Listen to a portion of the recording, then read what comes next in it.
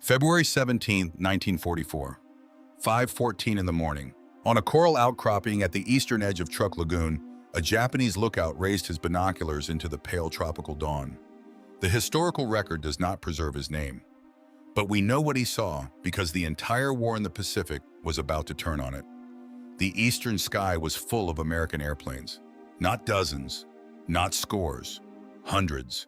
Wave after wave of them sweeping in from the sea in tight formation, catching the first light of the sun on their wings. He would have grabbed the field telephone with hands that were shaking, not only from fear, from the knowledge that this time it was not a drill. Below him in the calm blue water that stretched to the horizon, dozens of Japanese ships lay peacefully at anchor. Oil tankers, cargo ships, cruisers, repair vessels, freighters loaded with ammunition, aviation fuel, spare parts, and the tools of an empire at war. In 48 hours, most of them would be on the bottom of the Pacific Ocean. Nearly 4,500 Japanese sailors, airmen, and merchant seamen were about to die in the water they had trusted with their lives. This is the story of those 48 hours. The story of the 2 days that broke the back of the Imperial Japanese Navy.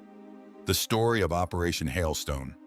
And to understand what happened when the American carriers appeared over Truk Lagoon, we have to go back to the man who was supposed to defend it. His name was Masami Kobayashi. He was a vice admiral in the Imperial Japanese Navy. He was in his early 50s. He was the commander of the 4th Fleet, and he had held that command since the autumn of 1943. In 2 days, his career would be finished. Within a week, he would be relieved of command. He would hold no significant fleet command for the rest of the war. He would live out his years in relative obscurity, and the name that had once been on all the operational orders for the 4th Fleet would fade quietly from the pages of history. But on the morning of January 12, 1944, Vice Admiral Kobayashi stood on the observation platform of his headquarters building on Dublin Island and looked out over an anchorage that his own Navy had been calling for 2 years the Gibraltar of the Pacific. The tropical sun climbed slowly above the horizon, spilling gold across water so calm it looked like polished glass. Somewhere in the distance, a seaplane engine coughed, sputtered, then settled into a steady drone. On the airfields carved into the surrounding islands, more than 300 aircraft sat waiting.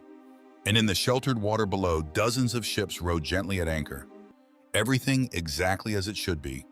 Everything exactly as Tokyo had promised. Some of what follows is based on the surviving official reports, the war diaries recovered after the surrender, and the memoirs of Japanese officers who lived to write them. Some of it, the small human details, the exchanges between men who left no direct record, has been reconstructed from what we know of the period, the routines and the personalities involved. But the events themselves and the men who lived them are real. They called Truk the Gibraltar of the Pacific. The name had been repeated so often in so many briefings and so many propaganda broadcasts that even the men who lived there had come to believe it. Truk was a fortress. Truk was untouchable. A ring of coral reefs so treacherous that no enemy fleet could ever navigate them under fire. Anti-aircraft batteries scattered across the islands. Airfields ready to launch 300 planes at a moment's notice. The heart of the combined fleet safe behind a wall of ocean. That was the story. The truth was quieter and far more dangerous. The truth was that the anti-aircraft guns were old, their crews undertrained, their ammunition rationed. The truth was that the radar sets, when they worked at all, could barely track a formation of aircraft beyond 30 miles. The truth was that Truk was defended by fewer than 8,000 men spread thin across an atoll 50 kilometers wide. The Gibraltar of the Pacific was a name, not a fortress, and the Japanese Navy had begun to believe its own name. Truk had come to the empire almost by accident. In 1914, when the world was consumed by the First Great War in Europe, Japan had seized it from the Germans without firing a serious shot. For 30 years, the atoll had slept in the tropics, a distant colony most Japanese could not find on a map. Then in July of 1942, everything changed. Admiral Isoroku Yamamoto had chosen Truk as the forward headquarters of the combined fleet. The mightiest warships of the empire had steamed into that lagoon, and Truk became the beating heart of Japanese power in the South Pacific. And then, Yamamoto himself was gone. April 18, 1943. 16 American P-38 Lightning fighters guided by broken Japanese naval codes had intercepted his transport plane over Bougainville. Yamamoto, the architect of Pearl Harbor, the sword of the empire, was killed in the crash. His ashes returned to Tokyo in a small wooden box. His successor was Admiral Minichi Koga. Koga was 58 years old, careful where Yamamoto had been bold, patient where Yamamoto had been visionary. He inherited a war that was already turning. Guadalcanal had fallen. Tarawa had fallen in November. And in early February of 1944, just as the Japanese Navy was digesting the loss of Kwajalein in the Marshall Islands, something happened in the sky over Truk that changed everything. What Vice Admiral Kobayashi did not know, what no Japanese admiral knew, was that in a windowless basement at Pearl Harbor, American cryptanalysts had been reading the mail. The American code-breaking effort in the Pacific had never stopped listening. Every transmission from Truk, every routine report on aircraft readiness, every complaint about fuel shortages, every note about pilot casualties, from the meat grinder battles over Rabaul, all of it flowed into the intercept stations, was decoded, was summarized, and was placed on Admiral Chester Nimitz's desk in Hawaii. The Americans knew Truk's air groups were exhausted. They knew many of the fighters on the airfields were older Zeros worn out from months of combat. They knew the new pilots arriving from Japan had less than half the flight training of the men they were replacing.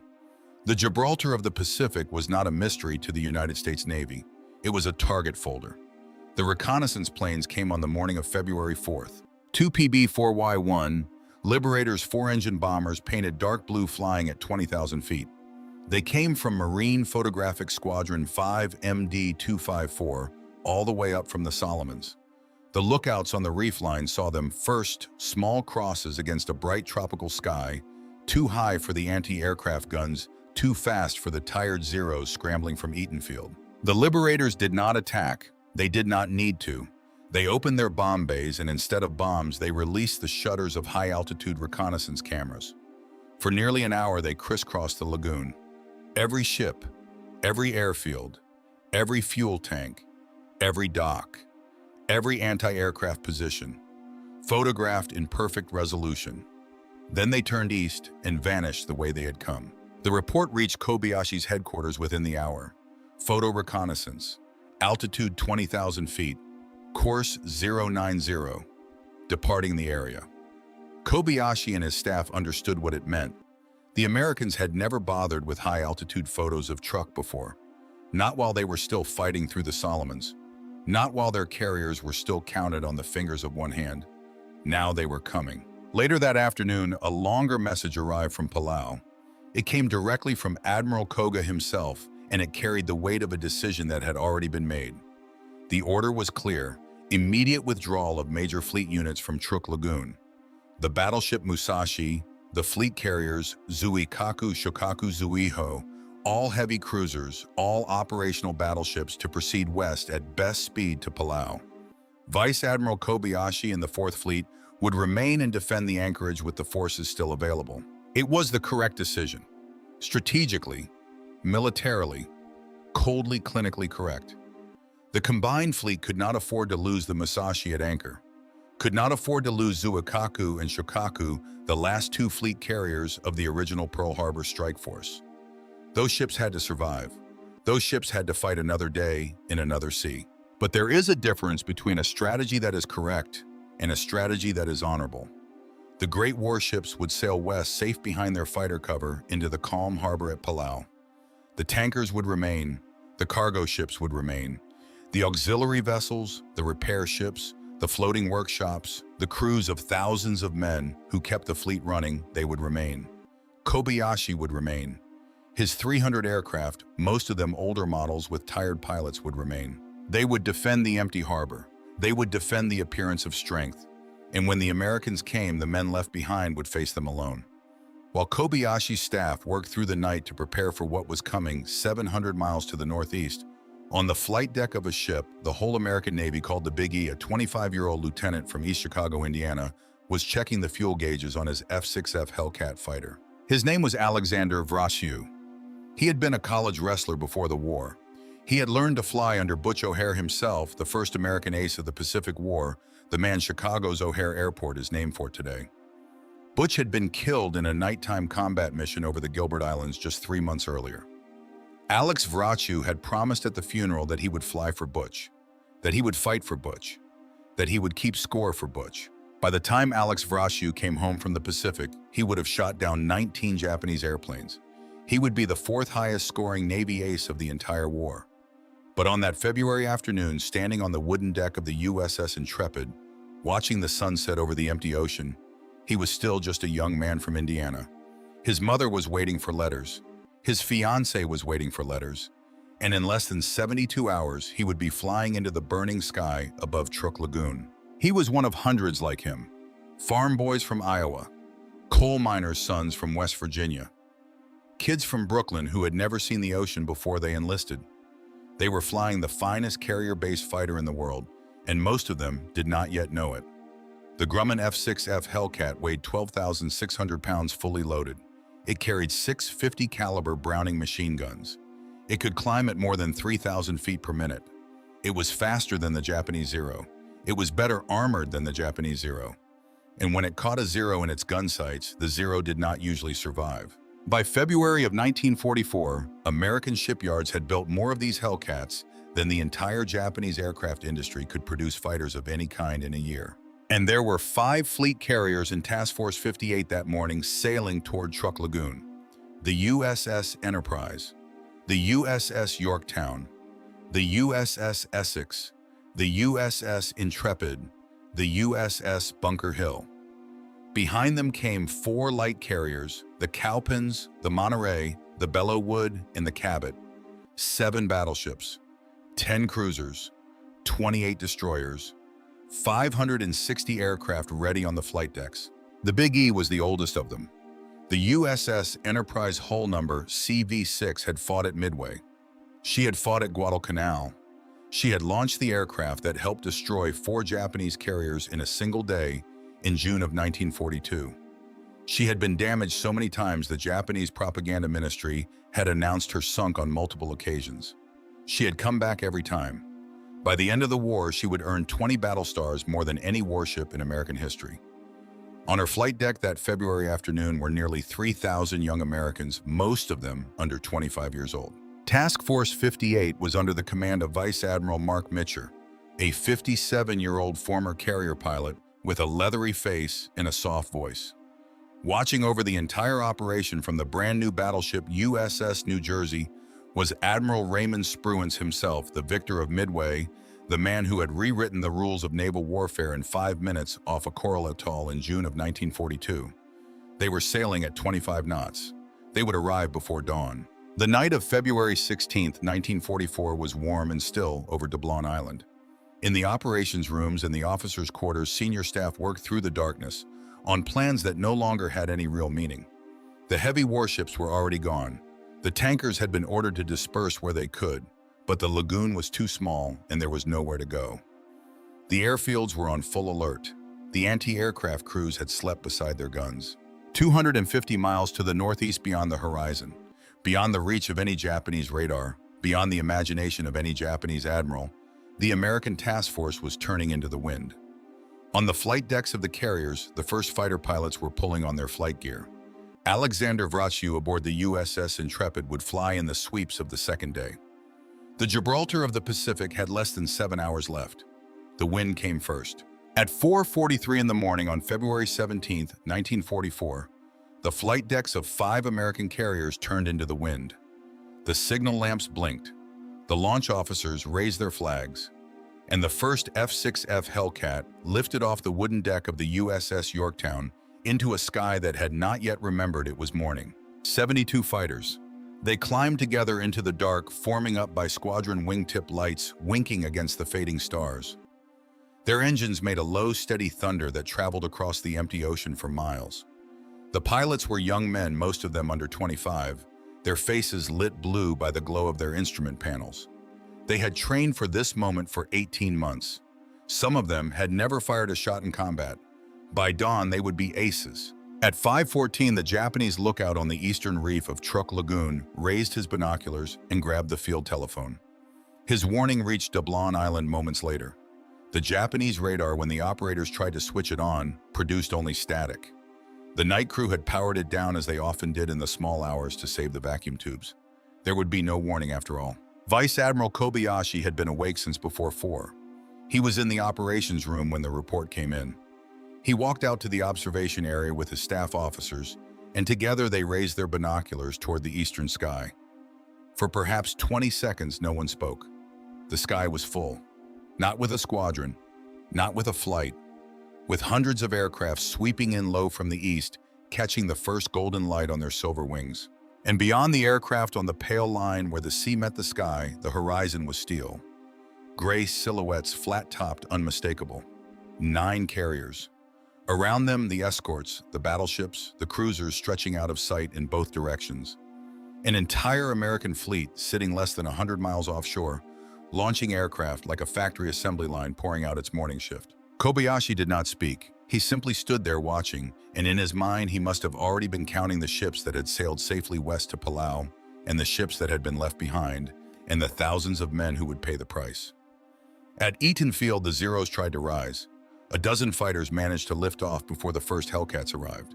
They climbed desperately, straining for altitude, knowing that a zero without altitude was a zero already dead.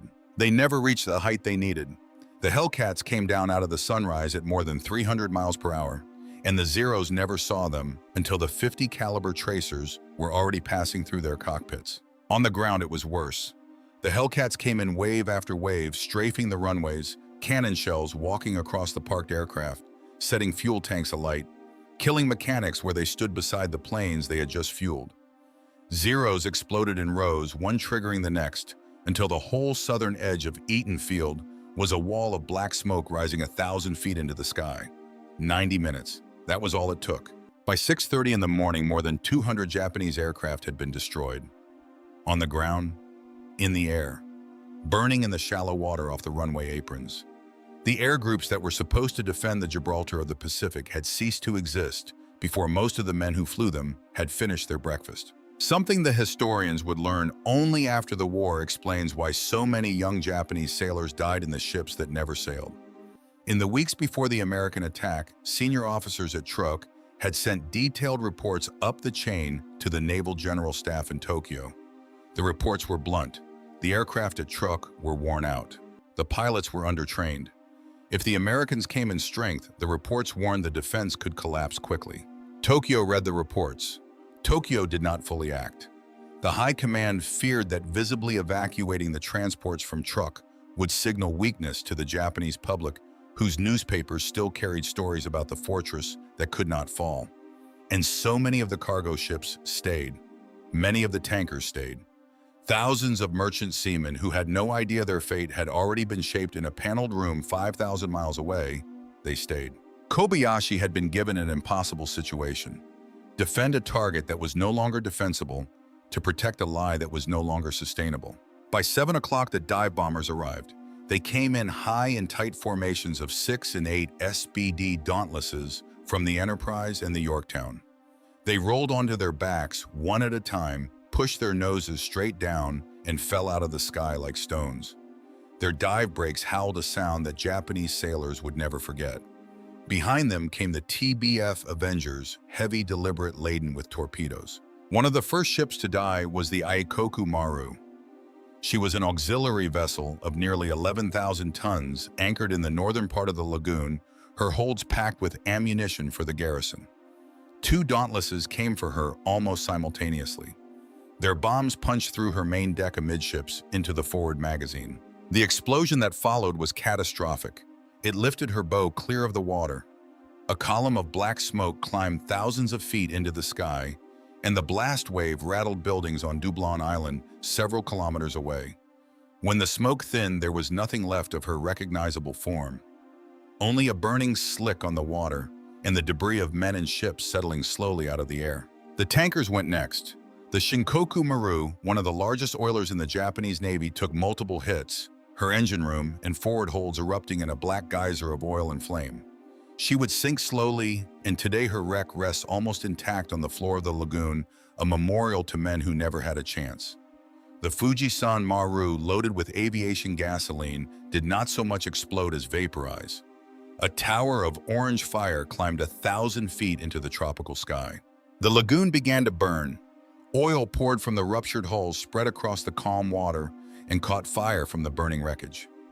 Within an hour, the northern half of the anchorage was a sheet of flame.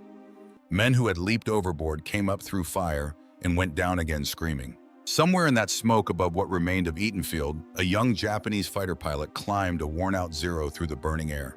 He was in his early 20s. He had trained for less than a year instead of the 2 years his predecessors had received. He had watched half his squadron burn on the runway before he could reach his own plane. He climbed alone. Somewhere above him, in the pale morning sky, Hellcats saw him coming. He tried to turn inside them the way his instructors had taught him. His Zero was lighter, more agile.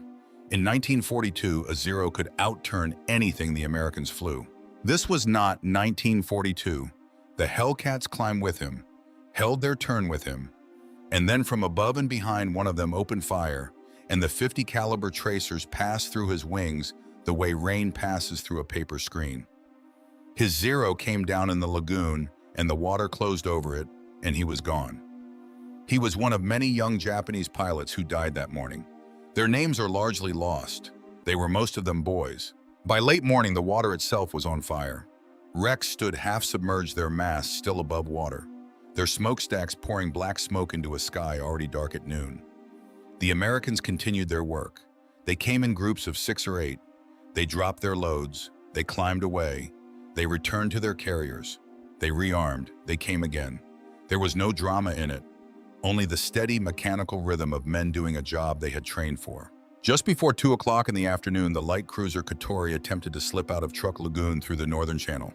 She was a training ship converted to a light cruiser, poorly armored, slow. Her captain had held her at anchor through the morning, and now in broad daylight, he was making a desperate run for the open sea. The American aircraft found her first. A dive bomber put a 500-pounder into her stern, wrecking her steering. She limped on smoke pouring from her afterdeck. 12 miles to the north, on the flag bridge of the USS New Jersey, a 57-year-old man in a plain khaki uniform stood looking at a chart.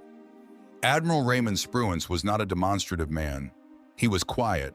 He was precise. At Midway, he had made the decisions that changed the war, and he had never raised his voice. It was one of the rare moments in the Pacific War when Spruance would personally lead a surface engagement from the bridge of a warship at close range. Some of his staff believed afterward that he had wanted to see it for himself. To watch with his own eyes what 4 years of American shipyards working in 3 shifts had produced. The USS New Jersey was 887 feet long. She weighed 45,000 tons. Her 9 16-inch guns could fire a 2,700-pound armor-piercing shell more than 20 miles. That afternoon at close range, she and the cruisers of Task Group 50.9 opened fire on the crippled Kotori. The Kotori disappeared inside walls of white water thrown up by the shell splashes. The cruisers Minneapolis and New Orleans opened up beside the battleship. Then the destroyers. For several minutes, the American guns walked their shells up and down the length of the burning Japanese ship. And then she rolled over and slipped beneath the surface of the Pacific Ocean. Nearly her entire crew went down with her. The destroyer Mikaze tried to fight back. She turned sharply and launched torpedoes toward the American line. The American destroyers simply opened fire and cut Mikaze to pieces before her torpedoes could reach their targets. She burned fiercely for less than 3 minutes before rolling over and disappearing. Night fell over Truk Lagoon at 7 minutes past 6, but the darkness brought no relief. The oil fires burned on, casting a red glow across the water that could be seen for 100 miles. Late that night, at 3,000 feet above the calm water of Truk Lagoon, Lieutenant Commander William Isaac Martin of Torpedo Squadron 10 leveled off in the cockpit of his TBF Avenger. His men called him Killer. He was in his early 30s and he was about to earn the Navy Cross. Behind him, 11 more Avengers followed in loose formation, each carrying 4 500-pound bombs. Below them on the water, they could see nothing. No lights, no wakes, only darkness. But in the belly of each Avenger mounted behind the bomb bay, a new device hummed quietly to itself. An ASB radar, air-to-surface bombing radar. A device the Japanese Navy did not possess. A device the Japanese Navy did not know existed. Martin's radar operator hunched over a small screen in the rear compartment, called out contacts. Martin banked toward them. He could not see the ships. He would never see the ships. He would drop his bombs by radar alone at night on enemies who had no way to detect him, no way to fight back, no way even to know he was there. This was more than a tactical success. It was proof that the Americans had mastered a technology and a discipline capable of striking their enemy even in the dark. in a place and at a time where the Japanese Navy had never prepared to be attacked. By dawn, several more Japanese ships lay on the bottom of Truk Lagoon. The men who had died in them had never seen the aircraft that killed them. The morning of February 18th brought no true dawn. The smoke was too thick. The lagoon was no longer recognizable. Wrecked hulls rose from the water like broken teeth. Bodies drifted among the debris. The air stank of burning oil and cordite, and the sweet, terrible smell of things that had once been men. The American aircraft returned at 7 o'clock. They came in exactly the same way they had come the day before. Fighter sweep first, then dive bombers, then Avengers. A ballet performed by 500 pilots who had rehearsed it 1,000 times in the shipyards and the training fields of a country that had been at war for only 26 months and had already learned it better than any nation on Earth. In the darkness before dawn, out beyond the reef, a lone Japanese Kate torpedo bomber had slipped through the American Combat Air Patrol and put a single torpedo into the stern of the USS Intrepid. The great carrier had shuddered, but had not slowed. Her damage control party saved her. 11 American sailors were killed in the attack. She would sail home to San Francisco for repairs, and she would return to the war. She was the only American ship damaged in the entire operation. That same morning, in the second wave of Hellcats launched from her flight deck, Lieutenant Alexander Vraciu was in the air. He would fly combat missions over Truk in the next 36 hours. He would score during the operation, adding to a tally that would eventually reach 19 enemy aircraft destroyed. And when he returned to the Intrepid, still shaking with adrenaline, still smelling of gun smoke and hot oil, he would think of his mother in East Chicago, and of Butch O'Hare, and of the promise he had made. Vice Admiral Kobayashi's staff worked through the day of the 18th to compile damage reports and evacuate what personnel and equipment they could to the outer islands. The signals sent to Palau were increasingly desperate. Admiral Koga's replies were increasingly detached from reality. From his headquarters at Palau, Koga ordered every available aircraft from Rabaul to be diverted immediately to Truk. He ordered air cover to be reestablished at all costs. Rabaul had almost no aircraft left. The few that could fly would never reach Truk, and even if they did, there was nowhere for them to land. Tokyo was silent. Not a word of encouragement came from the Naval General Staff. Not a word of instruction, only silence. The same silence that had followed the fall of Guadalcanal. The same silence that had followed the death of Yamamoto. The silence of men in high offices who had begun at last to understand that the war they had begun could not be won, and who did not yet have the courage to say so aloud. At sunset on February 18th, the American task force turned east and departed. There was no signal of victory, only the distant drone of engines fading over the horizon, and then silence. Below them, the water still burned. The Imperial Japanese Navy had lost in 48 hours more than 30 merchant and auxiliary vessels, totaling more than 200,000 tons of shipping, 2 light cruisers, 4 destroyers, approximately 270 aircraft, and nearly 4,500 sailors, airmen, and merchant seamen, most of whom had never had time to fire a shot in their own defense. The United States Navy had lost 25 aircraft and about 40 men. The war moved on with the speed no Japanese admiral had imagined possible. The day after the attack ended on February 19, 1944, Vice Admiral Kobayashi was relieved of his command. He was replaced by Vice Admiral Chuichi Hara, who arrived to inherit an anchorage that was already a graveyard. Kobayashi was recalled to Japan. He would hold no significant fleet command again. The name that had once directed the operations of the Fourth Fleet quietly disappeared from the war's official record. Vice Admiral Hara took over what remained of the garrison at Truk. And here the story of Truk takes a darker turn, one that must not be omitted for the sake of a cleaner narrative. In the weeks and months after Operation Hailstone, additional American carrier strikes hit Truk. American air crews were shot down. Some of them survived their parachute landings and were captured by Japanese forces on the atoll. Under Vice Admiral Hara's command, several of these captured American airmen were executed. They did not die in combat. They died in captivity under orders from men who had a duty to protect them under the laws of war. After the war, Hara was arrested by American authorities. He was tried by a United States military commission on Guam for war crimes related to the execution of captured Allied aviators at Truk. The charges centered on his failure to prevent the executions carried out under his command authority. He was convicted. He was sentenced to 6 years imprisonment. He served his sentence at Sugamo Prison in Tokyo, the same prison that held many of the senior war criminals of the Japanese wartime government. Vice Admiral Chuichi Hara died in 1964. Some sources record his passing as falling in February of that year, 20 years after the fires he had inherited at Truk finally burned out. 3 days after the last American aircraft departed Truk Lagoon on February 21, 1944, another American task force struck the Marianas. Photographic reconnaissance over Saipan, Tinian, and Guam. The same kind of high-altitude passes that had preceded the attack on Truk. The same patient, methodical preparation for what would come next. Japan had no time to recover. Truk was not a defeat. Truk was the moment when the American war machine had reached the speed it would maintain until Tokyo Bay. Admiral Minechi Koga did not live to understand any of it. 6 weeks after the attack on Truk on the night of March 31, 1944, Koga boarded a Kawanishi H-8K flying boat, a 4-engine seaplane the Japanese called the Emily, at the naval base at Palau. He was moving his headquarters to Davao in the southern Philippines, farther from the American advance. His chief of staff, Vice Admiral Shigeru Fukudome, boarded a second Emily on the same runway. The two aircraft took off at nightfall into a tropical storm. They flew separately. They were never seen together again. Koga's aircraft flew into a squall line and went down in heavy seas. No wreckage was ever found. No bodies were ever recovered. Admiral Minechi Koga, Commander-in-Chief of the Combined Fleet, the man who had ordered the Musashi safely out of Truk 7 days before the American strike, simply vanished into the Pacific Ocean.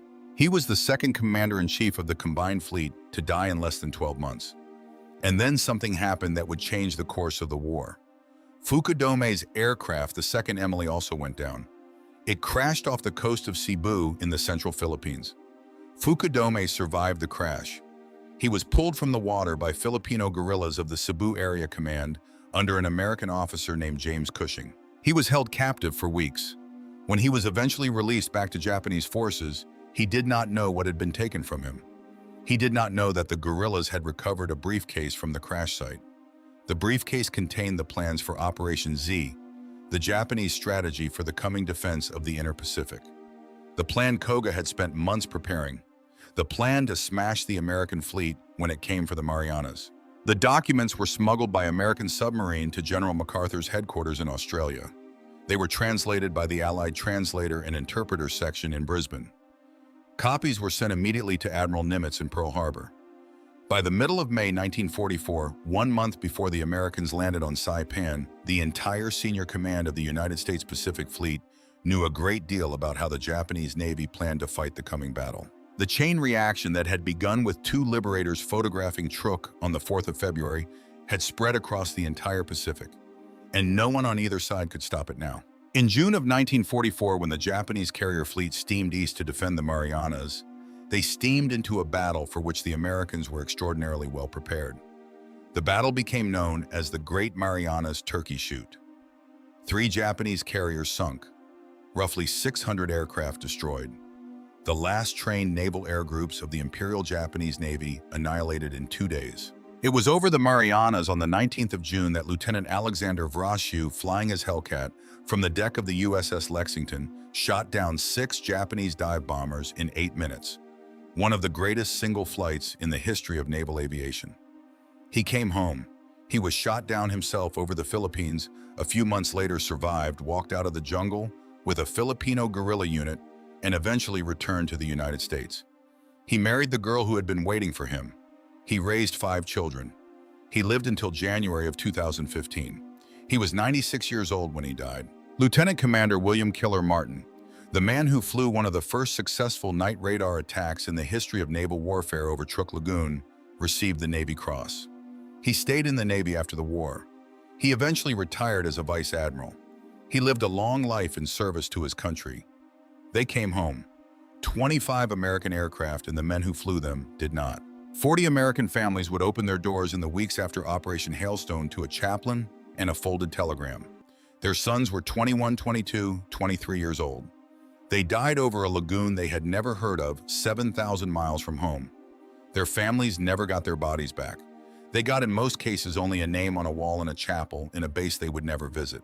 They were part of a generation that would build the greatest navy the world had ever seen. And then when the war was over, come home and build the greatest country the world had ever seen. They came home to build the highways. They came home to build the factories. They came home to raise the sons and daughters and grandsons and granddaughters who would tell their story quietly at family reunions for the rest of the 20th century. The war moved on. The Marianas fell in the summer of 1944, then Palau, then the Philippines, then Iwo Jima, then Okinawa, then the fire raids on Tokyo, then Hiroshima and Nagasaki, and finally the deck of the USS Missouri in Tokyo Bay, where a small delegation of Japanese officials signed a piece of paper that ended everything. Truk was never invaded. The Americans decided it was not worth the cost. The remaining Japanese garrison, cut off from resupply, cut off from communication, was left to survive on their own islands until the end of the war. The lagoon is quiet now. The atoll is called Truk today, and it belongs to the Federated States of Micronesia. The islands are green. The reefs are alive with fish. The people who live there speak their own languages in English and a little Japanese from the grandparents who remember the war. But beneath the water, the ships are still there. The Ikoku Maru lies broken on the lagoon floor. The Fujisan Maru rests upright on the sandy bottom. The Shinkoku Maru is one of the most famous wreck dives in the world, a tanker preserved almost intact by the still tropical waters, her decks now covered in coral, her wheelhouse a home for reef sharks. Divers come from all over the world. They descend slowly through the blue water past the hulls of ships, whose names they cannot pronounce, past machine gun mounts, still loaded past bottles of sake, still corked on shelves in flooded cabins, past bones. There are bones everywhere. Nearly 4,500 Japanese sailors, airmen, and merchant seamen were killed in the 48 hours of February 17th and 18th, 1944. The bodies of most of them were never recovered. They are still there, in the engine rooms, in the bunk compartments, in the flooded corridors, in the mud on the bottom of the lagoon. They were not old men. They were 19, 20, 22, boys who had been told that they were going to war to defend their families and their emperor in the sacred islands of Japan. Boys who had trusted the men above them. Boys who had believed until the moment the American aircraft appeared in the eastern sky that they were safe. There is a lesson at the bottom of that lagoon, and it is a lesson worth carrying home. Wars are not won by courage alone. Courage matters, skill matters, leadership matters. But in the end, a modern war is decided by which nation can build the most, the fastest, for the longest. By which nation understands in its bones that the men on the front lines cannot fight without the men in the shipyards, and the women on the assembly lines, and the farmers in the fields, and the whole vast, tireless engine of a free people at work. The Americans who flew over Truk Lagoon on the morning of February 17, 1944, did not win because they were braver than the men on the ships below them. They won because behind every one of their Hellcats stood a factory on Long Island. Behind every one of their Avengers stood American factories running around the clock. Behind every one of their carriers stood the shipyards of Newport News and Norfolk and Brooklyn and San Francisco. Behind every one of their bombs stood the steel mills of Pittsburgh and Gary and Bethlehem. Behind every one of them stood the United States of America, a country that had been asked in December of 1941 whether it could build enough ships and airplanes and guns to win a global war on two oceans. And a country that had answered quietly, without a speech, without a slogan, by simply going to work. When you drive past a shipyard today, anywhere in America, remember Truk Lagoon. Remember what those factories built. Remember what those factories were for. And remember the boys who flew what those factories made into a burning sky on the morning of February 17, 1944, and gave the world back to the light. They were sons, they were brothers, they were husbands, they were fathers who would never meet their children. They came home when they could. And when they could not, they left behind a country strong enough to remember them. That is the true story of Truk Lagoon. That is what the Japanese admirals saw when America's massive carrier fleet suddenly appeared over the Gibraltar of the Pacific. They saw the war they thought they were fighting end in 48 hours. They saw the future arrive without warning. They saw the arrival of a nation whose factories would never sleep and whose sons would fly through fire to give an ocean back to freedom. The water is calm again over Truk Lagoon. The sun rises over the eastern reef. And somewhere in a quiet cemetery in a small American town, a name is carved in stone. A boy who never came home. A boy who did his part. Do not forget him. Because men like him are the reason this story can still be told, and the reason it still needs to be remembered.